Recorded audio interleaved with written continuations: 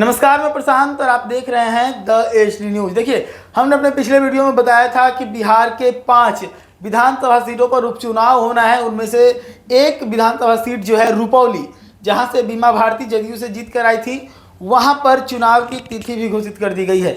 रुपौली में आज से नामांकन शुरू हो रहे हैं और 10 जुलाई को रुपौली में मतदान हो जाएगा। लेकिन इससे पहले बड़ी खबर यह है कि जो कहा जा रहा था कि रुपौली से बीमा भारती दावेदार हो सकती हैं महागठबंधन की तरफ से, तो इस पर एक बड़ी खबर ये आई है कि बीमा भारती इस बार रुपौली से चुनाव लड़ेंगे ही नहीं, लेकिन उनके परिवार से उनके पति अवधेश मंडल रुपौली से चुनावी मैदान में होंगे, वो भी निर्दलीय कैंडिडेट के तौर पर। मैं आपको बताऊं कि वहां पर जो सीट है वो वहां से भाकपा माले चुनाव लड़ी थी महागठबंधन के साथ मिलके, तो इस बार भी वहां से भाकपा माले की ही सीट है और ऐसे में राजद को वहां से सीट मिलने की संभावना नहीं है। तो रुपौली में इस बार निर्दलीय कैंडिडेट के तौर पर मैदान मारते हुए नजर आएंगे, या फिर ये कहें कि चुनाव लड़ते हुए नजर आएंगे अवधेश मंडल, बीमा भारती के पति। इससे पहले मैं आपको बता दूं कि लगातार 5 बार से वहां पर बीमा भारती ही चुनाव जीतती आई हैं, लेकिन इस बार लोकसभा चुनाव के लालच में बीमा भारती जदयू का साथ छोड़ राजद से टिकट ले ली थी और इस दरमियान बहुत बुरी तरह हार गई। वो महज 27,000 के आसपास की वोटें ला पाई थी, जिसके बाद से उनकी करारी हार हुई थी।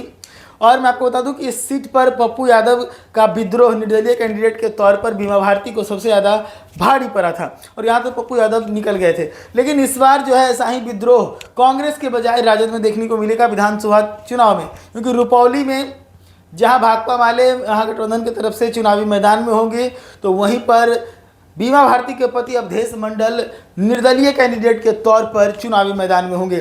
तो इस बार जो है वो रुपौली सीट हॉट सीट बनने वाली है। पिछली बार जदयू के टिकट पर उतरी थी बीमा भारती, लेकिन इस बार भी वो सीट पर जदयू से किसको मौका मिलता है ये बहुत जल्द साफ हो जाएगा, क्योंकि आज ही से नॉमिनेशन रुपौली विधानसभा सीट को लेकर शुरू हुआ है। लेकिन एक रोचक बात यह है कि वहाँ पर से एक बार फिर से सिरफुटौल जो है वो राजद और भाकपा माले के बीच में देखने को मिलेगा।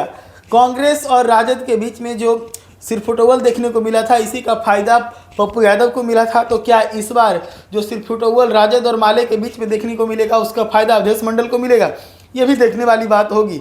और देखने वाली बात यह भी होगी कि जो जदयू अपने टिकट पर बीमा भारती को 5 साल से जितवा रही थी, वो क्या करती है इस बार? क्या अपने कोई नए कैंडिडेट को यहाँ से जितवाने में सफल होती है? अगर कोई नया कैंडिडेट वहाँ से जीतने में सफल होता है तो ये माना जाएगा कि वो सीट जदयू का घर है। लेकिन अगर वहाँ से जदयू हार जाती है और अवधेश मंडल जीतते हैं, तो इस बात को लेकर मुहर लगाने में कोई शक नहीं होना चाहिए कि वहाँ पर बीमा भारती का पकड़ है। हालांकि लोकसभा चुनाव में उस क्षेत्र में भी बीमा भारती को बहुत कम मत आए थे, क्योंकि पूरे लोकसभा क्षेत्र में मात्र 27,000 वोट लाई थी, जो एक बड़ा सवाल खड़ा करता है कि बीमा भारती के जो पति अवधेश मंडल जब चुनावी मैदान में होंगे तो कितना कुछ कर पाएंगे। ऐसी तमाम खबरों के लिए जुड़े रहिएगा द एच न्यूज के साथ। धन्यवाद।